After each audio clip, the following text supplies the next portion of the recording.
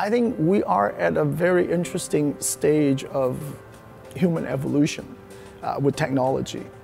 Is as big as the Industrial Revolution. How we actually adopt our cities and our lifestyle with technology, I think, is the next big thing. And nowadays is even more important with all our younger children completely engrossed with electronic stuff. You know, I have trouble communicating with my sons. We're living in the same house. I have to text them to come down for dinner. But you yell at them, they don't listen, right? But they will go to a Starbucks with a wireless thing and sit there for hours to do their thing and see other people. I think all human beings are social animals, whether we admit it or not. We all need at certain time to connect. And even if you're just sitting in a coffee shop watching other people, it doesn't mean you have to directly participate, but we still need those kinds of spaces. The public realm is the most important thing.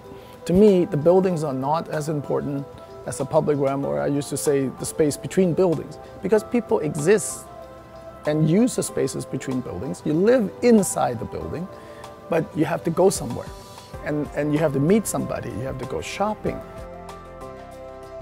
That's why I stress so much on the public realm, because no matter what, they have to come out and buy some groceries. They have to buy a new set of batteries for their toys. They have to meet some people. And I think those contacts are going to be more and more precious. You know, going to a symphony, going to an opera, going to a library, it's actually a very specific act that people consciously make nowadays.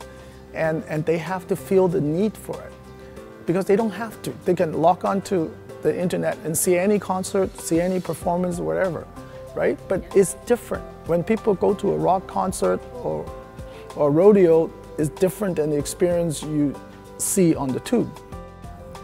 Because when you're sitting among 20, 30, 40, 50,000 people screaming and yelling about the same thing or appreciating the same music, it's different than you by yourself listening in your headphones.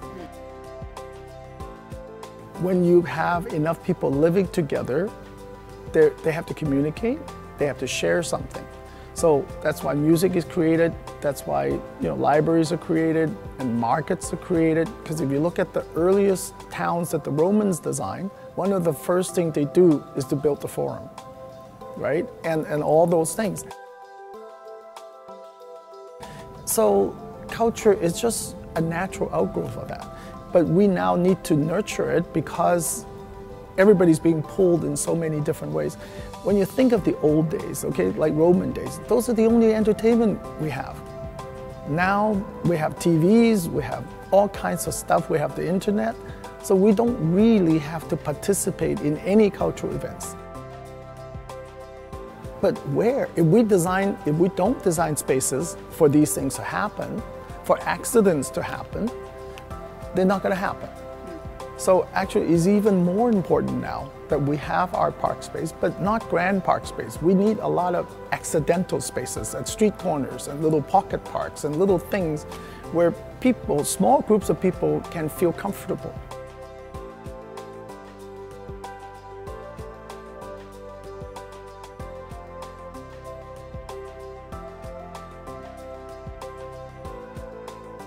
We need the nitty-gritty stuff. We need the grocery stores. We need maybe a bicycle shop. We need lots of little sushi bars and coffee shops and little mom and pop things, not the big, superstore chain coming in. I think if we could get that and allow people that live in the neighborhood to have jobs in the neighborhood and run that kind of business, then we have a community.